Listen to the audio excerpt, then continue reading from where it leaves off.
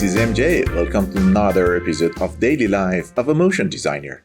In this series, I'm embarking on an exciting journey through the transition effects in After Effects. Transitions are visual effects used to move between two video clips or layers creatively. They help make the change between scenes or elements more seamless, engaging, or dramatic.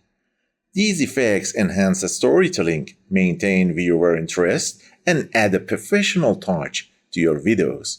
I hope you'll enjoy it. In this first episode, we'll dive into Block Dissolve effect. Block Dissolve breaks your layer into small pixel-like blocks that dissolve to create a disappearing effect. It's like a retro pixelated transition that reveals the layer below. Let's explore how it works and how you can use it creatively. Open the Effects and Presets panel and scroll down to the Transition section. Drag and drop Block Dissolve onto any layer. Let's check the settings. Transition completion controls how much of the transition is complete. At 0%, no blocks are visible. At 100%, the layer is fully dissolved. Block width and height adjust the size of the blocks. The higher the value, the larger the blocks.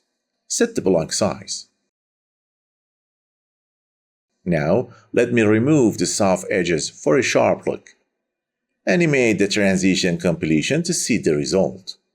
You can combine it with the text layer to make words pixelated, disappear, or appear.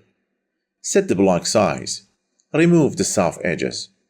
And animate the transition completion from 0 to 100 for disappearing, or do this from 100 to 0 for appearing.